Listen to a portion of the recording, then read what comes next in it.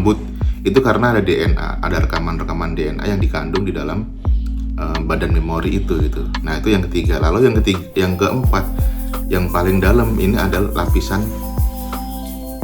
bukan lapisan apa ya namanya ya. Kalau misalkan di secara sains mungkin atomik ya, atom.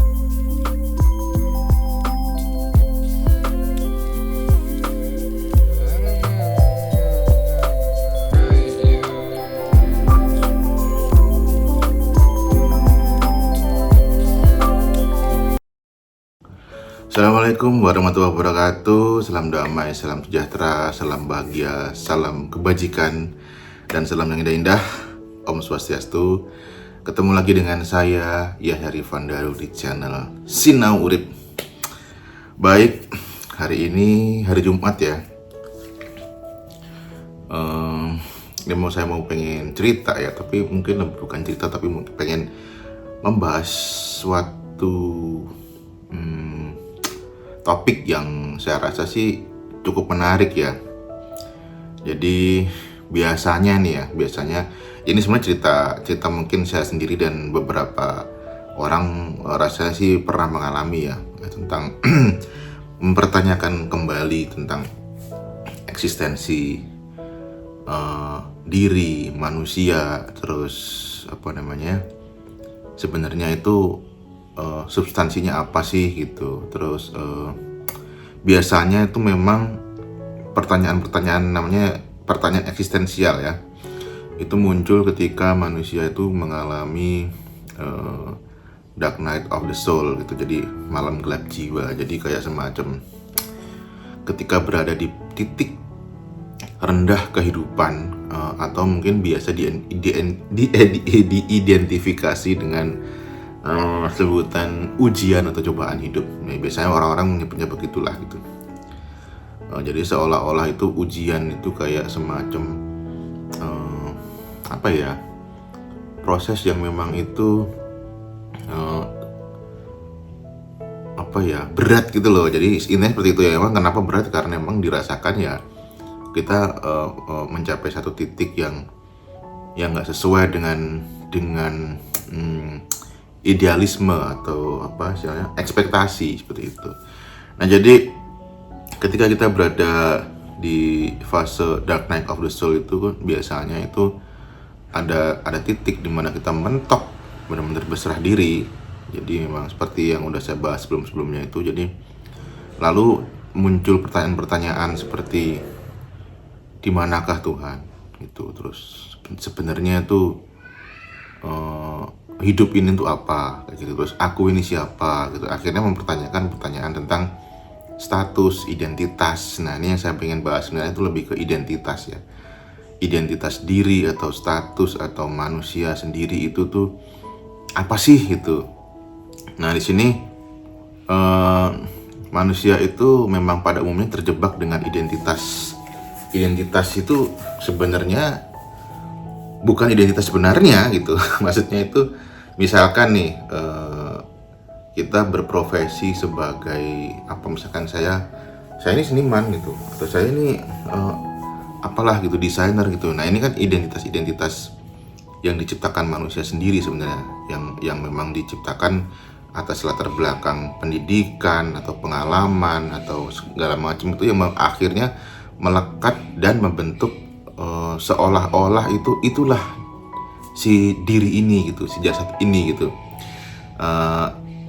Lebih melekat ke profesi atau melekat ke mungkin ya, kalau enggak status sosial. Aku ini misalkan orang kaya, orang miskin. Akhirnya itu bentuk satu identitas yang sebenarnya itu diciptakan oleh manusia sendiri. Padahal pada hakikatnya bukan di situ identitas itu gitu. Jadi yang menarik itu ketika kita menggali ke dalam diri, menuju ke dalam, itu menemukan satu fase yang bisa dibilang sebenarnya ini kita tuh luas banget gitu. Maksudnya jasad ini tuh salah satu receiver yang sangat luas sekali gitu. Nah itu lalu kita ketemulah identitas aslinya itu apa gitu, bukan siapa tapi apa gitu. Nah mari kita bahas langsung ya.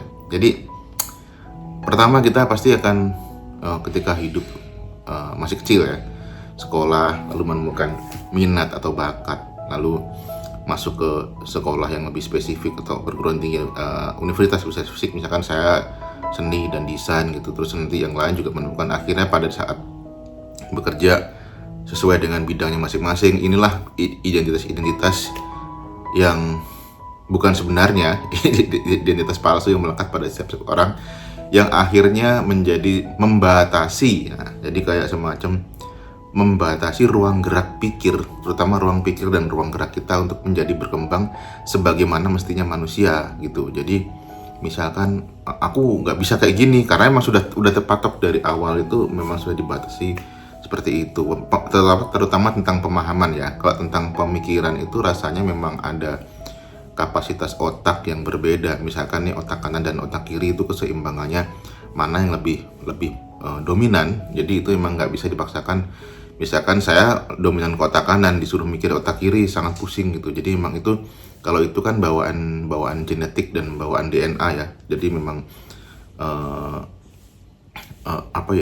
bawaan fisik lah gitu. Tapi kalau untuk terbatasi karena identitas yang diberikan, itu rasanya memang harus dibongkar gitu loh. Karena kadang-kadang gini, ada orang yang membatasi karena profesiku misalkan misalkan ya seniman gitu, terus aku disuruh ngajar, nggak bisa karena aku itu berbeda ini sih, berbeda karena ada potensi-potensi yang lain. Kalau kecuali seniman, tiba-tiba saya harus ngerjain penelitian tentang fisika atau matematika, nah itu bukan agak sih, emang udah beda komposisi itu, dan identitasnya itu mungkin bukan cuma di situ aja, tapi lebih dalam. Nah, langsung kita ke dalam aja deh daripada berbelit-belit ya. Jadi gini, ketika kita mempertanyakan gitu, sebenarnya untuk apa hidup, terus di mana Tuhan, pertanyaan eksistensi ya, terus siapakah ini gitu, apakah ini adalah fisik, apakah ini adalah apa sih gitu. Nah, itu pertanyaan itu pasti muncul ketika manusia mengalami gampangnya bantingan hidup ya, atau dark night of the soul gitu. Nah, lalu kita mencoba memahami, oke, sekarang gini, fisik ini gitu, isinya apa gitu? Isinya ya materi, ada darah, ada air, ada unsur api di situ, ada unsur tanah juga, yang manusia disebut dari tanah, itu kan sebenarnya kan bukan dari tanah ini enggak, tapi memakan segala sesuatu yang berasal dari tanah, tanaman atau sayur, buah dimakan oleh binatang kita makan, itu kan dari tanah semua. Jadi unsurnya itu ya tanah, ya air, apinya itu ya karena dimasak makanannya, terus kena matahari segala macam. Jadi memang gabungan dari empat unsur itu adalah fisik yang memanifestasi dari ini ya, dari sel di kandungan ibu sampai membesar jadi materi, lahir jadi manusia, tumbuh segala macam, tulang segala macam, itu kan semua kan materi yang dari energi yang memadat menjadi materi itu. Pada awalnya kan energi. Kenapa energi? Pertemuan laki-laki dan perempuan ini adalah simbol ketuhanan. Ketuhanan itu simbolnya adalah positif dan negatif. Ketika bertemu, lebur, ini kan ada energi nih. Cinta itu energi gitu. Kasih sayang itu energi. Terus ketemu, menjadi satu, melebur, lalu jadi materi berupa sel. Sel inilah yang membesar, dikasih energi yang lain, nutrisi itu kan makanan juga energi kan, dalam bentuk padat, menjadi bayi, lahir, keluar menjadi energi yang berisi materi juga. Nah, ini yang menarik nih, menjadi materi yang berisi energi juga gitu. Nah, apa sih energi dalamnya? Nah, sekarang coba kita membreakdown itu, tapi ya ini hanya pemahaman saya saja. Semoga ini bukan disclaimer ya, ini disclaimer ya, bukan mengajarkan, tapi pemahaman saya yang kira-kira saya pahami. Jadi memang kita coba telusuri. Ini adalah jasad atau fisik yang berupa materi yang seperti saya jelaskan tadi. Lalu di dalamnya itu, ini lapisan pertama, kita bisa raba, kita bisa pukul segala macam, bisa pegang. Lapisan yang kedua adalah lapisan yang bisa kita rasakan, tapi kita nggak bisa memegang. Itu adalah energi. Nah, energi di sini tuh lapisan setelah fisik adalah energi elektromagnetik, yang mana itu di luar kita ada, di dalam kita juga ada yang biasa disebut dengan nyawa atau etheric. Nah, itu isinya adalah energi yang berputar di seluruh fisik ini gitu, dari bawah ke atas. Jadi polanya tuh dari bawah ke atas.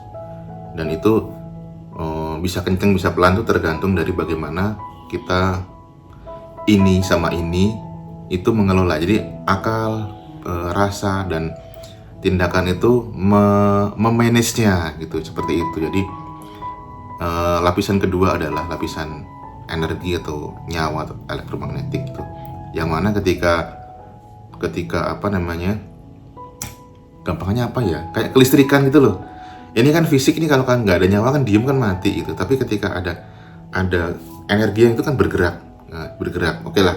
Sebenarnya kayak itu badan lapisan kedua. Lalu yang lapisan ketiga adalah lapisan memori. Jadi memori ini adalah semua yang diserap energi di dalam apa namanya badan.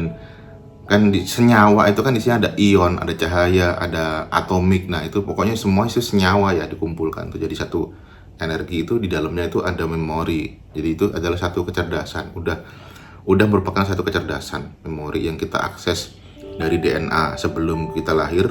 Artinya itu kita diinstal oleh kekuatan yang maha besar itu ke dalam memori itu gitu. Dan memori itu di mana adanya? Ada di seluruh badan sebenarnya. Di tangan kita ada memorinya, DNA kan di mana-mana, di otak kita, di segala macam. Ada semua gitu. Jadi itu lapisan yang ketiga.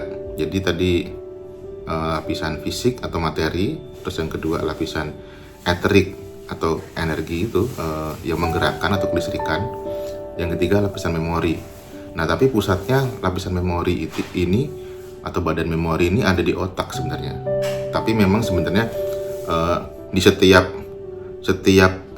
setiap kedalaman dari energi yang membungkusnya itu ada lapisan memori. Makanya kalau misalkan di Islam itu sering nanti kamu akan bersaksi, tanganmu akan bersaksi, matamu bersaksi, bahkan rambut itu karena ada DNA, ada rekaman DNA yang dikandung di dalam badan memori itu gitu. Nah, itu yang ketiga. Lalu yang keempat, yang paling dalam ini adalah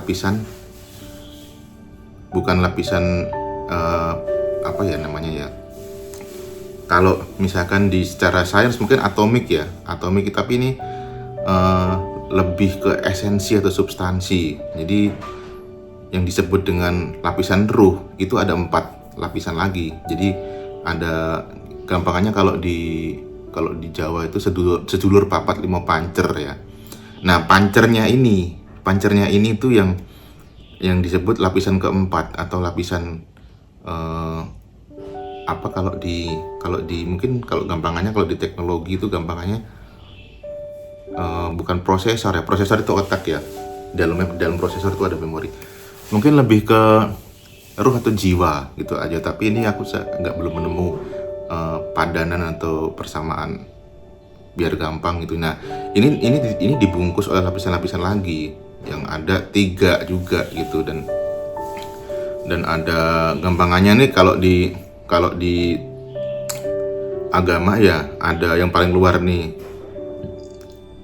Nur Muhammad, yang kedua malaikat, yang ketiga baru lapisan Tuhan, yang terakhir itu ketuhanan, itu yang paling halus gitu, paling dalam. Nah, itu bentuknya itu biasa disebut dengan cahaya gitu.